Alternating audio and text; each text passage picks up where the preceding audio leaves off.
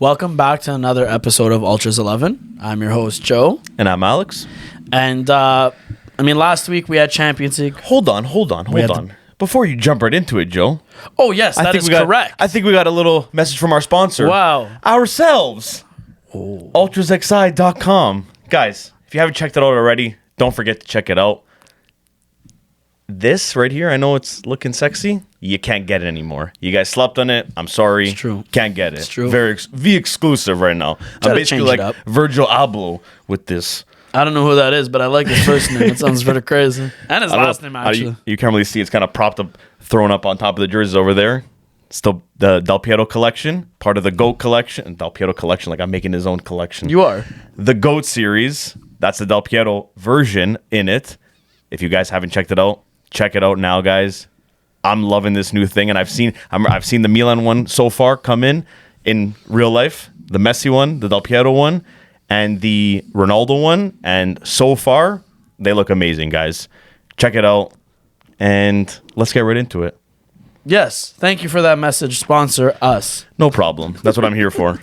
But as I was saying, last week we had some Champions League games. We figured out who's getting knocked out, who's going to stay in. Same with Europa League, but nobody really cares about Europa League. Hey, me and you care. We do. We care about the Europa League, man. But that's all that matters. Unity. We care about you see that? We care about Europa. Unity. I know we had a little kerfuffle a couple weeks ago. Last week too, when they wanted me to say certain things. We weren't weren't the best of friends, but you know what? Hey, listen, short term. Time's brought us back together. Short term, guys. That's now all it is. The real enemy is Inter and Lazio. Yeah, always Lazio. Always. Fuck them both. Okay, guys think you're crazy with that. But anyways. Right back into Champions League. Lazio's knocked out of Europe altogether. Yeah. Because they're the smallest club in Rome, even though they beat Roma. But regardless. The only reason Inzaghi having a job, with Inter is because of Champions League. It's true. Them progressing and now meeting up with Benfica. Yeah. So in the quarterfinal. We're jumping into this. We're getting right into it. When you see the draws that happen, the right side is kind of the lesser teams, and the left side is more of the powerhouses. Yes. Or as I like to say, history versus money. And I know a lot of people might say, Joe, are you stupid? Because Real Madrid probably has the best history. I'm still going to say, yes, I am an idiot. Yeah. No one's gonna fight you on that one, buddy. To me, as much as I've been reading and seeing people say that these draws are very questionable. I'm gonna be honest with you. I think this is probably the fairest draws you could potentially see. Yeah. Caliber wise. Yeah. Milan versus Napoli. Every other team in the Champions League besides whatever, I think any Serie A team would lose to. Yeah. No. Same with Benfica. I think they would lose to anyone on the other side. On the other side, yeah. So I think all four teams have a great shot of going to the show. Just like the left side as well. I think they all have an equal shot of making it to the show. They are, and at the end of the day, they are the stronger teams, the more proven teams, like right now. Yes. And I think matchup wise and everything to go to the final, I think it's fair. I feel like the ones that are saying, it's bullshit, it's not fair, it's just because their team's probably on the harder side, and that means they're gonna have a harder time to the final compared to them facing up against an Inter or Milan or I look at Benfica. Chelsea versus Real Madrid. I know a lot of people are going to say it's a no-brainer Real Madrid. I'm going to be honest with you. I think that's actually a very fair game. Yeah. I could see Chelsea squeaking it out. They've matched up in the past, in the last couple of years, and it's gone kind of both ways. Most recently, it went Real Madrid's way, but even still, that with that comeback at the end, Chelsea almost had that game last year. Yeah. So that's for me that's a fair matchup. That's going to be a great game, man. And I mean, Joao Cancelo gets to play his ex-team within, what was it? I think it was 73 days or 63 days, something like that, of him leaving that team. So that's actually kind of crazy stat. I like how they changed that rule now because making him he'll be able to actually play now against his old team. I didn't know that rule was abolished until literally this year. No, they changed that. No. I noticed it. I don't know if it was last year or 2 years ago when we signed somebody in January. And they played Champions League. I remember them. And then they were playing for us in Champions League. And I was like, okay, so I guess that's allowed now. I was like, maybe he didn't. I was looking back, maybe he didn't get any minutes. Maybe he didn't play. But then, but he did play. He did start game. He got subbed in. So I was like, okay, this doesn't make sense. Then I looked it up, and apparently like, that rule, they got rid of it. They changed it. Now I don't know if he has to play in the new year, and if he does, then but no. But see, no, actually no. I don't even know if that would work because I'm pretty sure the game's in February. Never mind. No, I'm pretty sure they just took out that rule. I was gonna say, I think we could just leave it. We could just leave it as they took the rule out. No, because I was trying to think. I'm like, maybe they can't play if they play in the month of like January and then they get transferred. They can't. But then I know I remember they did. I remember reading about how they changed the rule. Like if you played in the Europa League, you could still play in the Champions League if you get a transfer. So I knew that rule was changed. I didn't know so much about like playing within the same competition. I didn't know if that was actually a real thing. Yeah, no, they changed that too. They changed that deal, I guess, to make it like this. Like, I mean, it's not really unfair if somebody like Joao left Man City in January, went to Bayern, he should be able to play. Yeah, I mean, it is true. It's your depth. At the end of the day, you want your depth to pay. What if an injury happens or something like that? That's honestly the thing I never got about that rule is like how come they weren't ever able to play. But it's not like they give them an edge either. Like, oh yeah, Joao Cancelo is going to be the $1 million man that changes the game. It'd be pretty funny. I do feel like in this fixture he is going to be that $1 million man. I mean. Like he is what guy that like, and like he's going to come out because dude, he has something to prove. Like he had that whole thing with. I'm still not saying I'm not going to say he's still good and Pep just had a thing. No, he got exposed. Pep saw the real Joao and saying, wow, this guy cannot defend. I have to get rid of him because he's too much. And then he started sitting him. And look, Joao made a whole big fuss, started beef with Pep. Sir Pep, and got himself kicked out. So, hey, that's on him. Same thing happened at Juve, and everyone said Juve was stupid for getting rid of him. Now look who's laughing. But I think Joao, this game here, you're going to see him have a big game, I think. Now, I think he's really going to show We'll go back to the other side, the lesser talented side. We're going to talk about... this is going to be interesting. Like, Milan versus Napoli. That's why I wanted to save this one, man. This side's going to be interesting. I want to talk about it first just because the next part of our episode, we're going to tie everything in, Transitions. Transitions are huge in life. Joe's all about transitions. I get it. I'm not going to question it. Joe? So, my question to you is... Napoli versus Milan. Oh. Now, we know Napoli has the upper hand in Serie A. We know they've beaten all the big teams. But is this game as straightforward as people would make it out to be? Joe, Napoli has been amazing this year. They've probably looked like one of the best teams in Europe. Mm-hmm. The way they play, the way Cavada and Osimhen have linked up. They look like they've been playing together for 15 years, and they can both play with blindfolds, and he can cross the ball to him, and he'll still score. But this is the champions, and I think DNA is going to come into this, man. I really think, like, a part of me knows, Al, don't be stupid. Napoli is the better team, which they are. I'm not questioning it. But I think Milan... I don't know. I have this feeling that when a team's doing as good as Napoli's doing, they always come down and they crash at some point. And I don't think it's going to be Serie A. I don't see them crashing hard. Like they've got a good lead, and I don't see them, even if they drop up like a 1 or 2 games here, they're going to wake up and be like, hey, guys, like this is going to be our first Scudetto in how long? Let's not fuck it up when we have an 18-point lead. Yeah. So that I don't think is going to happen. But I think Champions League, those 2 games, Milan knows they're not winning the league. The best they can hope for is top 4, and that's going to be tough. So especially because they're dropping games. Milan's going to look at this and say, we beat Napoli here. We go to the semifinals. We can face Inter or Benfica, which that's probably the team that we can win. We can beat, not for sure, but we have a good chance against to go to the finals. Yeah. Then the finals it's 50-50. Oh yeah, the ball's round, dude. Yep. No one thought Chelsea was going to beat City 2 years ago. Anything can happen. Nobody thought Chelsea was going to win the Champions League when they did. When they did, but I'm saying then they got to that point in the final. Everyone's like, okay, this is when they crash out. City's got it. Like this is what City's been working for. Agüero's last year, they got it. What happened? Chelsea showed, man. Hey, you can't buy these things. You gotta work for it. History always it. repeats itself. It's true, and I think this. I don't know, man. I ever since the draw, before the draw, you asked me that question. I'll be like Napoli. Now that it actually happened, I don't know, man. I have this thing in me. I really think Milan's gonna take that fixture, both fixtures. Maybe they may not win both of them, but I feel like at the end of it, they're gonna be going through the semifinals. It's hard to disagree with you, just because I've said in previous podcasts, previous episodes, whatever. DNA is a huge thing, especially within Champions League. It is a massive thing. There's a reason why you usually see the same teams at this point. You know what I mean? There's a reason why you see Real Madrid consistently there. Okay, obviously they have a good team as well, but to a lot of people, they would say this is the weakest Real Madrid to date.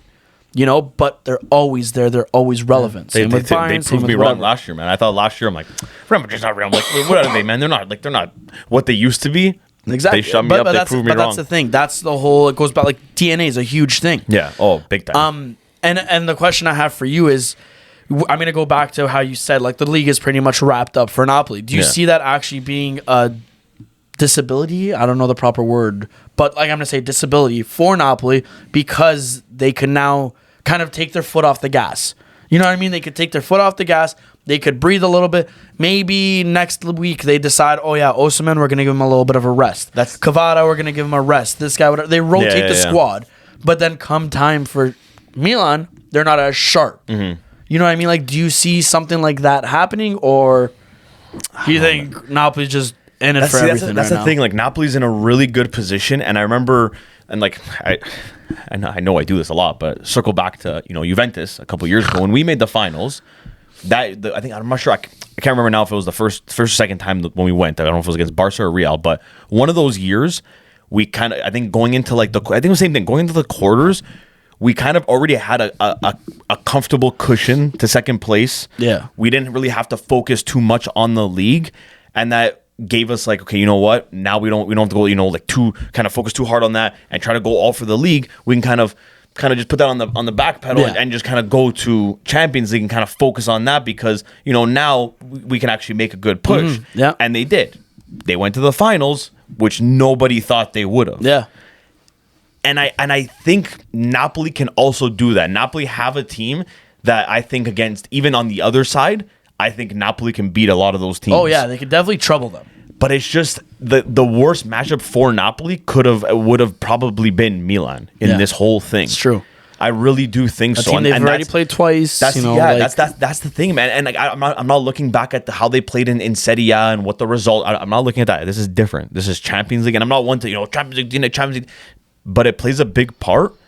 And I think having Giroud there, who has a lot of Champions League DNA, having Ibra there, which he's never won one.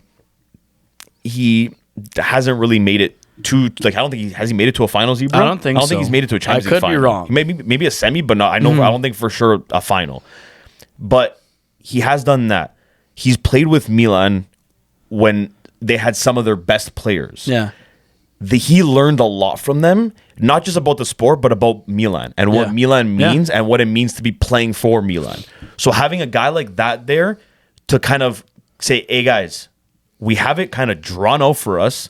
We're in the quarterfinals now. This is what, this is what it means to play for Milan. We pretty much own this competition. Like, we have success in it massively in the past. It's true. So now, guys, we're here. We have Napoli. If we beat them, you move on to the semis. It's Benfica or Inter.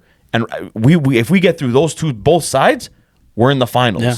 So fucking give there's her no body. no fucking around now, man. Like you go against Napoli and you don't think, oh, these guys, don't look at that Serie A, don't look at that. They're another team that Milan, if their guys are playing, and one guy that I will say he has to turn the fuck up and be like last year is Leao, man. Obviously, if he wakes up and plays like he did last year, you're gonna see Milan look scary because I have no doubt their backline and Magnan in net is going to be solid. Yeah. It's going to be tough to beat. Their midfield, Tonali, he has to wake up. He's not been really like the same Tonali that even last year. And even Benassier hasn't looked the same like 100% every game after that injury. He's been good game. He's had good games, but he hasn't always been there. Yeah, it's not what he was. And the biggest loss in that Milan team, that midfield, which they thought, we got Tonali, we got Benassier, we're good. Kessie, man. The guy who won it yesterday for Barca against Real Madrid in El Clasico. It's true. That guy there, Milan's missing big time. Well, because he was an engine, right? He was good at breaking up the play and doing all the and that's the thing. work. Milan thought they replaced that with fucking Krunic or whoever the fuck they have. Krunic is crazy. Not gonna work.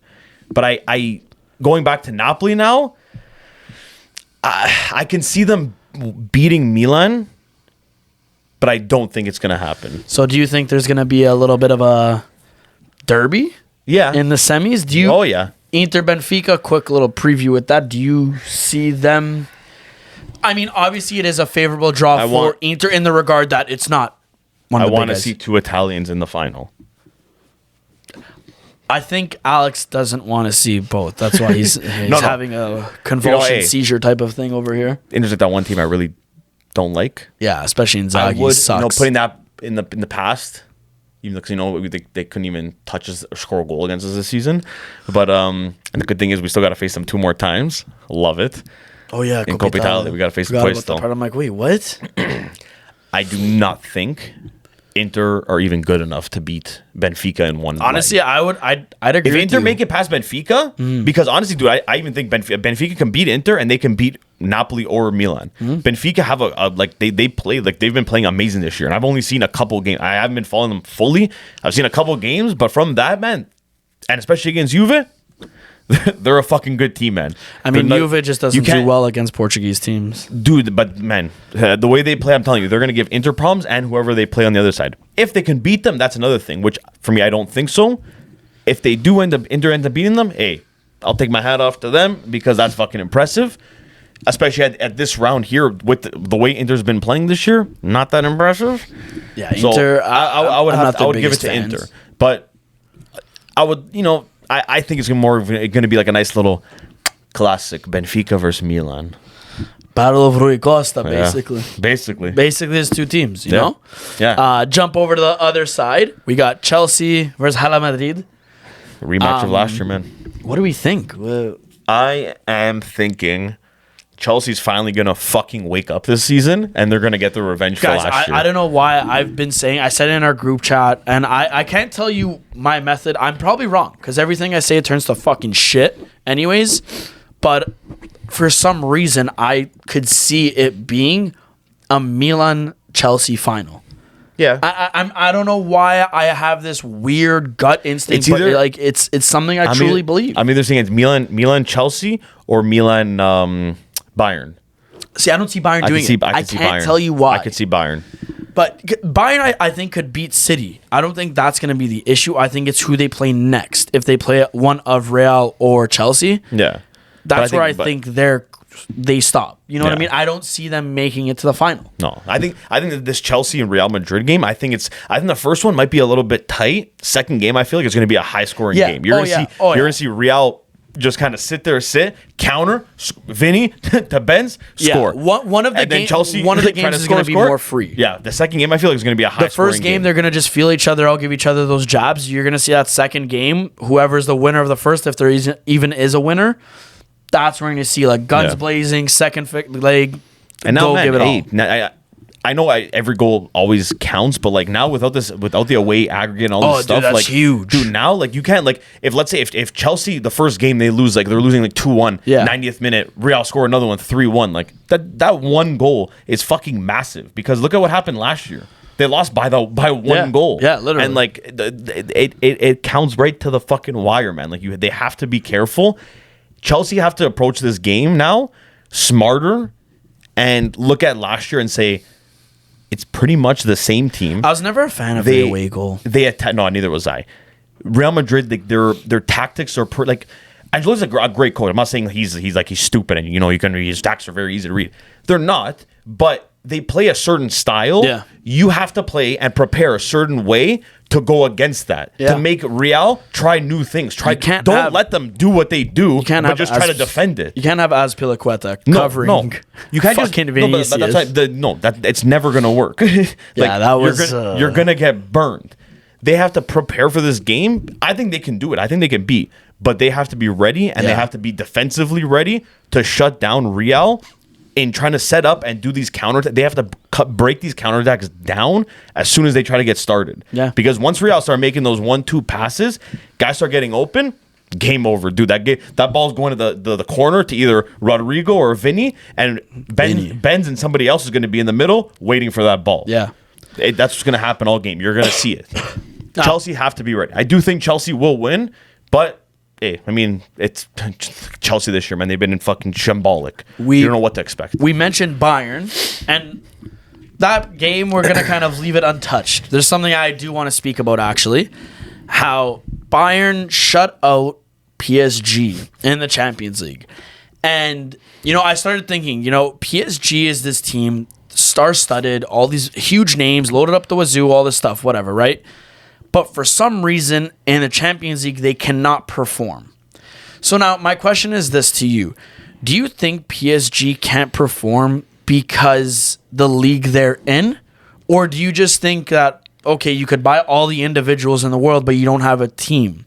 You know what I mean? So, like, if, let's just say PSG was in the Premier League, where they'd be facing stiffer competition week in, week out, would that better prepare them, because they're taking it easy throughout the whole week or whatever it is, but would that better prepare them to go up against bigger teams in Europe?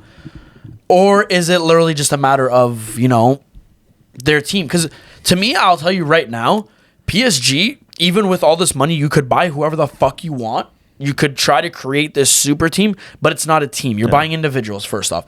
You got Messi, and you're trying to now put everything on him while you're getting knocked out, which is completely absurd. He has more trophies than PSG's whole history combined. No, shouldn't you be blaming the guy that you gave the team to? At the end of the day, the new owner of the team, Mbappe? My thing is this. There's a reason why star-studded coaches aren't too crazy about the idea of coaching PSG, because you're doing absolutely jack shit throughout the year and then expected to win the Champions League. Yep. First off. And then second off, the most notable thing PSG has ever done is, okay, I guess kind of produce Ronaldinho and make FIFA a terrible place to be because they have Mbappe and Ginola that played there.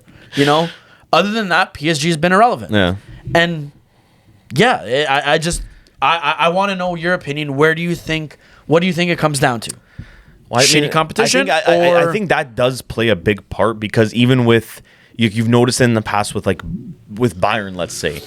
Bayern, you don't see as much because they don't splurge like PSG does on these players, and you're okay, your eyes are all on them. Yeah. But you'll see Bayern where they have there's a couple they won for the last 10 years. You look back at some of those years, there was some points that and now at this point they've already had 15, 16, 20 points ahead of second place. Oh yeah, dude. Sometimes it's just a walk in the park. And then you see in Champions League, and you're oh fuck, Bayern, you got to see look what they're doing in the league this year. Lewandowski just scored another 8 goals in a game. Lewandowski scored this now, man. You got to they're looking fucking spicy this year, man. And then Champions League, you see they get kicked out in the round of 16 or quarterfinals, and it happens.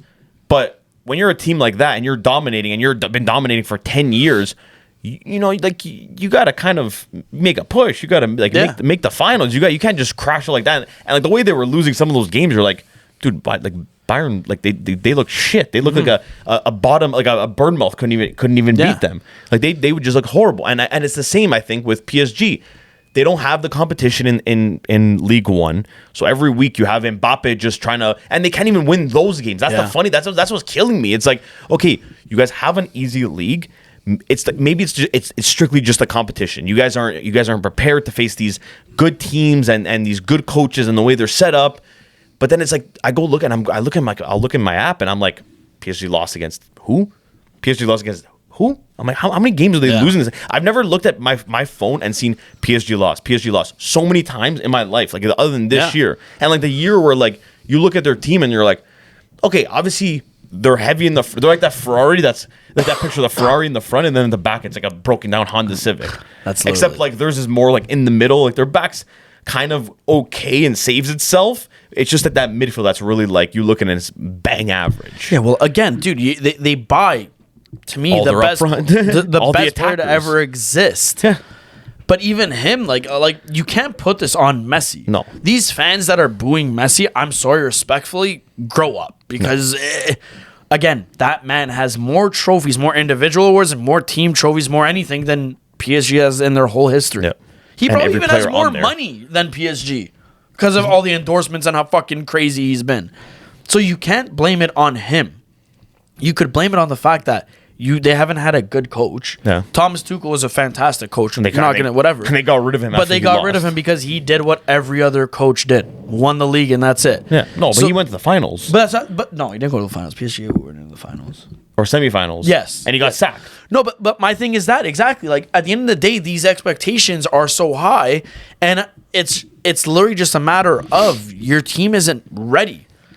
And there's nothing PSG could do. I'm not going to blame them that the rest of the league can't catch up or doesn't have the financial status like them. But like when you're a team like PSG and PSG wants to be on the same, like on that level of your Real Madrid, your Barcelona, your City, your Man U, your Liverpool. They want to be there, but they're nowhere near. No. Not even with experience and not even with just the skill-wise as a team. Like, yeah, okay, you can buy all the skill you want up top and have all this big names and everything, but you're not going to do anything when nobody on the team will sacrifice themselves for the team and to win something. Everyone's there for a payday, and nobody gives a fuck, man. It nobody brings up an argument, like Renato Sanchez. He was supposed to be touted as like the next big thing when he left Benfica.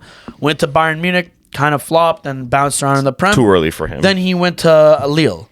He did very well. Yeah. He had offers from other clubs. Milan was offering him. And I'm not saying Milan he almost signed with Milan. Yeah. It was pretty much done. I'm not going to say Milan is this top tier, unreal, whatever. But for his career, that would have been absolutely fantastic. And he would have been a perfect replacement for Kessie. Exactly. It's a step up from Lille. It's a team that's trying to compete and trying to go for a title, compete on multiple fronts. And they're not going to be just walking through the league or anything like that. Instead, he decided to go for money, and he went to PSG. And to me, like, that's probably the most attractive part about PSG. And you just see these guys go there, like Sergio Ramos. Do you think he gives a fuck? No, that's what I mean. Like, dude, he's there. Messi. You want to blame him, but again, do you think he gives a fuck? Dude, Ramos, he when he was leaving Madrid, he was demanding, because he was supposed to go to Roma too, right? Yeah. He was linked with Roma. How much was he asking was going to talk to him. I think it was like fucking 8 mil. Yeah. It was like... Technically, that's like an average thing. Okay, but at his age and his injuries and everything, it wasn't realistic. He was asking that. Nobody wanted to pay it. PSG's like, oh, okay, we'll pay it. He's like, oh, okay. He went there. He's going to get paid now for the next couple of years, still making income, and he doesn't even have to give it 100. He's won his trophies. You think he gives a fuck about, I want to win another trophy for Paris? He doesn't give a fuck, man. And to me, it's a sad reality, but great for this player, but whatever. The best signing they've made of recent times, obviously, besides Mbappe, is Nuno Mendes. Yeah. You know, like, that actually addressed an issue that they had. It gave this young kid a chance to explore, like, whatever. I would put 2 guys. And they both kind of very similar positions, him and Hakimi. Yes, yeah. That was another big signing. That was another big signing where you looked at it and you were like, wow, like, they actually fixed something. Yeah. They didn't have a good right back. Exactly. They got Hakimi, probably the best one right now. Yeah. Like, smart of them for actually spending their money wisely. Your center back situation, okay, yeah, you picked up Ramos, but you have what's his name? Kimpembe and Marquinhos there. Yeah. Marquinhos is supposed to be your Thiago Silva. Even though nobody will ever compare him, he's supposed to be that guy. Yeah. So rather than, you should probably look at depth that wants to be there, not collecting a paycheck. You know what I mean? Your midfield. Verratti, I think he's world class. But the guy wants to start a fight with everyone. Yeah. Vitinha, solid youngster, but again, you're not developing him anytime, whatever. I just think they have a bunch of individuals, and honestly and truthfully, it just goes to show how shit the league is. Yeah. You know, and come at me, do whatever you want, but I just don't think the league PSG's in, that's their downfall. Yeah. That will be their demise. Their demise will be that they have all individuals and not a team. Like, and that's why they're not like an attractive team for a lot of players. Like, players kind of just look at it, and if they want a payday or if they're looking to retire and nobody else kind of wants to pay them, and they'll just kind of go there and spend a couple years there, make that, chill with, like, clearly you're chilling with like some of the best. Like, hey, dude, I'll chill with Messi, you know, train with him. Like, dude, Ramos is loving it now. He's like, hey, dude, that's why before I had to defend the best, and now I'm chilling with the best. Now I'm training with him, chilling with him. Like, this is amazing. Yeah. They don't like. There's no seriousness there, I don't think. And like Messi, especially, like, dude. Messi's been checked. They're treating him the worst. The guy's been checked out ever since he won the World Cup. He doesn't give a fuck about anything. I was gonna say, I'm sorry, respectfully. Now I see like him, like the talks, like, oh, he might renew this. I hope he does. I hope to God he does not renew there. Come to Roma. No. I think honestly, dude, at this point here, I feel like it's either going to go back to Barca and retire, or he's going to go to Inter Miami and like spend a couple years in the States and kind of like Ronaldo's over there now. You're kind of like, he's kind of slowly fading away now. Just like I said at the beginning, they're going to show his goals. Oh, Ronaldo scored 3 of this. Now you're slowly starting to hear less of him. Messi, after this year, like, unfortunately, he might come to the MLS. So we're still going to hear him, especially being in Toronto and watching the MLS. Somewhat, I'll be honest with you, I don't want him to come to the MLS. Not with the Apple. Why? I don't want him to. No, I do. That would be amazing. I know everyone says it. You get to see him. I'm stupid for saying it. That would be the biggest thing for fucking him. Not to whoever, Henri or this guy or this Beckham. Messi coming to the MLS would be massive. Yeah, no, I agree. To grow the sport, man. It would, but I don't know. For me, guys of that stature, I never want to see them come to a league like this. I get that, but you know, like until MLS starts to take themselves seriously, the owner's Beckham, and they're gonna pay him some money. So I mean, he's gonna be the face of like the MLS probably. Yeah, obviously he'd be the face of TFC, and he's not even playing for TFC. Like you would just see Messi banners everywhere. Like, wait, guys. We didn't sign Messi. No, I know he's the new spokesman for the MLS, so we're just promoting him everywhere here. Then Ronaldo's gonna come out of the woodwork and fucking join LA Galaxy. Okay, guys, I want to sign. We don't want you. No, Ronaldo, thank you. Like you're done. We don't want you. See? Come on, see. He's just gonna smile and take his shirt off. Poor thing. Take shirt off.